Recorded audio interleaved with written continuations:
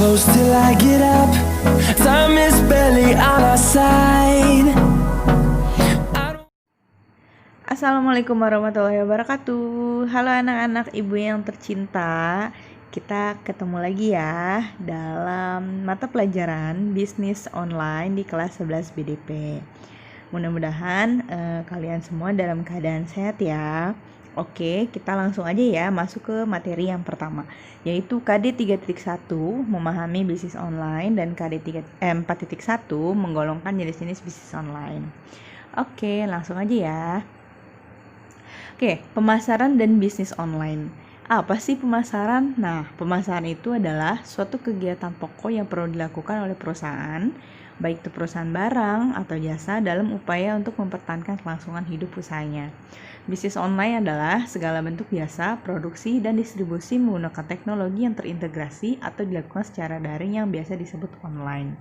Jadi, pemasaran itu adalah kegiatan sehari-hari yang dilakukan untuk perusahaan agar mempertahankan kelangsungan hidupnya, seperti membayar karyawan, menggaji security, membayar kasir, staff, dan sebagainya. Nah, kalau bisnis online itu justru masuk ke dalam pemasarannya, pemasaran yang berbasis online, yang kita tahu kalian pun sekarang sedang melaksanakan bisnis online. Lewat mana? Lewat Snap WA, lewat Instagram, lewat handphone kalian masing-masing. Nah, itu kalian sudah termasuk sebagai pebisnis online. Oke, next ya. Bisnis online terimplementasi dalam 4P. Apa sih itu anak-anak 4P? 4P adalah yang pertama produk, yang kedua price, yang ketiga promosi, yang keempat place. Nah, produk itu selain yang banyak diminati, bukan hanya mementingkan fungsinya, tapi juga mementingkan kualitasnya. Jadi, perusahaan sekarang itu tidak hanya membuat produk yang cuman fungsinya aja. Misalnya, kamu mau beli gayung buat mandi misalnya. Zaman dulu tuh gayung ya udah cuma dari batok kelapa dan dikasih gagang, udah itu aja. Dan itu kan cuma fungsinya.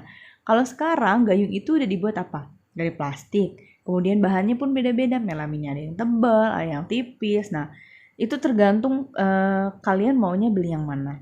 Kemudian, proses produksi itu kalau dilakukan secara daring itu bahkan bisa gratis. Kok bisa sih Bu? Produksi kan mesti bayar. Iya betul.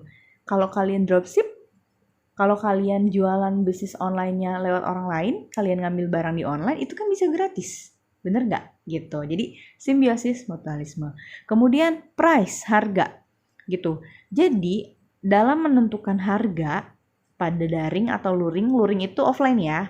Jadi dua-duanya sama. Kita ngelihat segmen pasar kalau menentukan harga barang yang mau kita jual. Tapi biasanya kalau misalnya luring atau offline itu kita akan susah buat ngerubah harga. Karena ketika ngerubah harga itu misalnya di pasaran harganya 3.000. Nah, kita mau tiba-tiba ngerubah nih 2.000. Itu kan nggak mungkin kan kita ngomong sama orang-orang gitu kan. Hei, barang dagangan kita turunin loh harganya atau kita diskon loh, nah kayak gitu.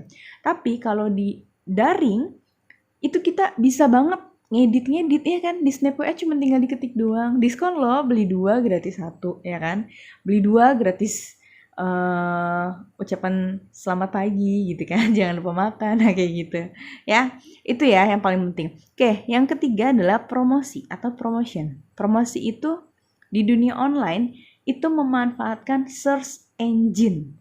Jadi search engine itu adalah mesin pencari di Google ya. Jadi nanti akan ada video mengenai search engine di belakang. Ya, search engine itu nggak bayar. Kita cuma cukup ketik doang di Google, misalnya baju atau celana, nah itu akan keluar semua dan itu gratis. Kemudian place tempat. Kalau misalnya secara offline, otomatis orang jualan itu harus sewa toko, betul nggak? Nah, kalau misalnya online, itu nggak perlu sewa toko. Kalian itu punya platform atau e-commerce tertentu seperti Lazada, Tokopedia, kemudian Blibli dan segala macam, itu tinggal ketik-ketik doang dan itu gratis gitu. Oke, lanjut ya. Nah, ini adalah manfaat bisnis online. Kalian harus baca ya, komunikasi bisnis online itu manfaatnya adalah komunikasi. Komunikasi itu diantaranya peningkatan informasi produk, ketersediaan informasi perubahan harga, ketersediaan layanan, biaya komunikasi lebih rendah, interaktif, informasi persediaan terkini, layanan pernah jual dan tidak harus bertemu. Apalagi sekarang lagi COVID, ya kan, semuanya pasti online gitu. Paham ya? Oke, lanjut ya. Nah, di sini ada transaksi. Manfaat bisnis online itu di sini transaksi. Transaksinya apa sih? Etalasenya virtual yang tadi Ibu bilang. Nggak perlu sewa, nggak perlu beli etalase. Itu sudah masuk ke platform, masuk ke e-commerce. Itu adalah etalase virtual. Masuk ke Lazada itu etalase loh. Kita bisa lihat-lihat barang dari Lazada, nah itu etalase virtual. Kemudian biaya transaksi murah. Jelas, cuma pakai kota ya kan. Mengurangi proses waktu siklus pengadaan barang. Ya iyalah, nggak perlu gitu. Kita memikirin siklus pengadaan barang, hari ini barang keluar, hari ini barang masuk, kita catat apa segala macam, nggak usah. Kita cukup lihat di platform kita masing-masing, stok barang ada berapa. Stok barang 0, tinggal kita tambahin, iya kan? Stok barang tinggal 2, tinggal kita tambahin, kayak gitu. Dan barang stok yang keluar dan barang masuk itu akan tercatat dengan sangat rapi ketika kalian punya bisnis online. Kemudian tingkat persediaan lebih rendah. Jika dalam offline akan ada biaya perawatan barang. Semakin lama barang tidak terjual, semakin banyak biaya yang dikeluarkan untuk perawatan. Ini nih, kerennya jadi reseller atau dropshipper itu nggak perlu kamu ngeluarin uang buat biaya perawatan. Misalnya kamu jualan kue. Kalau kamu jualan kue pakai modal kamu sendiri, misalnya kamu dagang di pinggir jalan. Kalau misalnya nggak laku, ya kan? Gimana? Nah, perawatannya itu dipikirin gitu. Kalau misalnya kamu jualan online itu nggak perlu karena kamu tinggal ngambil. Kayak apa coba? Open PO. Nah, Open PO itu udah masuk ke dalam transaksi. Jadi kamu nggak perlu mikirin biaya perawatan. Kemudian harganya fleksibel, biaya entry dan pembentukan relatif lebih murah. Yang Ibu bilang tadi, edit itu gampang banget, tinggal sekali klik udah edit. Kemudian lanjut ya, distribution. Ya, yang pertama mengurangi waktu tunggu, udah jelas. Yang kedua menurunkan biaya pengiriman. Yang ketiga pelanggan dapat melacak pesanan dan dapat mengurangi jumlah lokasi perwakilan layanan pelanggan. Jadi udah tinggal di handphone aja semuanya, kayak customer service gitu kan. Kalau zaman dulu servis handphone itu jauh-jauh banget ke customer service. Kalau sekarang tinggal online, ketik customer service, telepon, kasih tahu keluhannya apa, dikasih tahu biayanya berapa, tinggal kirim via kurir, diperbaiki, balik lagi pakai kurir sampai lagi ke tangan kamu gitu. Lanjut ya. Nah, ini ada komponen bisnis online. Yang pertama data, udah jelas data dagangan kamu. Yang kedua perangkat lunak, yang ketiga keahlian, yang keempat desain website, yang kelima blog, yang keenam optimisasi mesin pencari atau search engine optimization, yang ketujuh pemasaran dengan email, yang kedelapan jejaring sosial, dan 9 analisis gitu ya. 9 komponen kamu tidak boleh hilang dan tidak boleh lupa.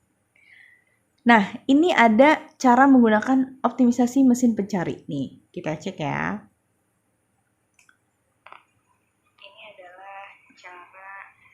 Kerja dari SEO atau Search Engine Optimization. Jadi kalian tuh masuk dulu ke Google kalian masing-masing. Kemudian kalian ketik aja, misalnya Ibu mau cari baju gamis ya. Nah, kita ketik. Nah, setelah diketik ini akan keluar semua mengenai baju gamis nih. Ini ada toko-toko gamis dan sebagainya, ini ada Shopee dan sebagainya. Nah, ini adalah search engine optimization gitu. Sampai sini paham ya? Nah, kalau hasilnya ini nih, seperti ini nih, ini namanya search result optimization. Jadi result itu adalah hasil dari search engine optimization yang tadi, yang seperti ini nih. Kita ketik lagi ya, misalnya baju couple ya.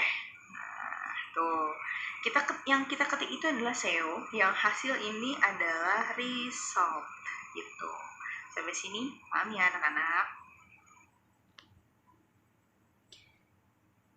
Oke, kemudian cara kerja bisnis online melalui website. Ini adalah perencanaan website, pembuatan website, konten website, dan pemasaran.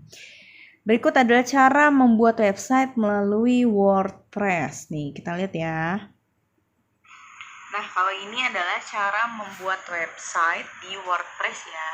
Kita coba dulu ya. Nah, kalian ketik id.wordpress.com, kemudian akan muncul seperti ini. Terus kita pencet buat situs web Anda. Setelah itu, kita masukkan alamat email kita. Nah, ini alamat email udah. Pilih nama penggunanya, misalnya gitu. Terus kata sandinya, oh sudah login berarti. Nah, itu kalau belum punya akun login dulu ya. Lanjutkan. Ini aja deh dengan Google.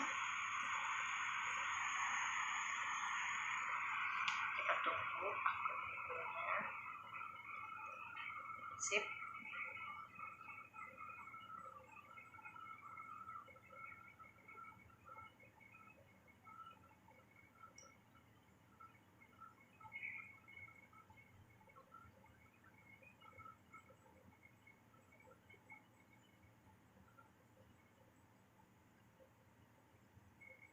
Oke, kita sudah masuk ya nih ke WordPress. Jadi tadi tinggal daftar aja, terus ketik-ketik aja. Nah, domain misalnya .com. Tuh, kita di sini akan diminta untuk membayar seharga 596.000 per tahun gitu ya. Nah, kalau kita pengen pakai domain .com atau kita pakai ID misalnya. Nah, kalau pakai ID ini lebih murah. Jadi di websitenya kita akan membayar 268.000. Nah, jadi kalian nanti akan masuk misalnya nih kalau mau bikin website, oke misalnya pilih-pilih. Nah, nanti kalian bisa membuat konten dari website tersebut, kemudian nanti mengisi konten tersebut. Misalnya kalian mau jualan baju, nah kalian bisa melalui WordPress ini ya, kayak gitu. Oke, paham? Oke, itu tadi ya WordPress, cara membuat website melalui WordPress dan itu berbayar. Oke, gimana sih Bu cara membuat website kayak website mirip-mirip website tapi gratis nih? Ada caranya. Membuat blog. Nah, ini kita akan lihat gimana caranya membuat blog. Atau kalian bisa juga ya ketik www.blogger.com. Nah, kalau Blogger ini sifatnya gratis, jadi kalian nggak perlu bayar kayak WordPress tadi ya. Terus kita klik blogger.com. Nah, di sini kita udah masuk publikasikan tulisan Anda. Kita buat blog.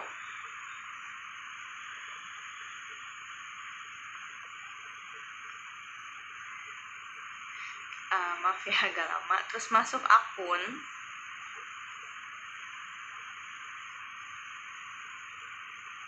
Nah, kita tulis blog kita, misalnya menjual baju gamis. Oke. Setelah itu berikutnya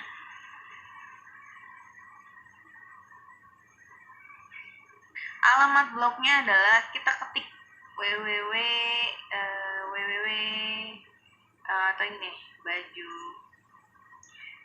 gamis.blogspot.com.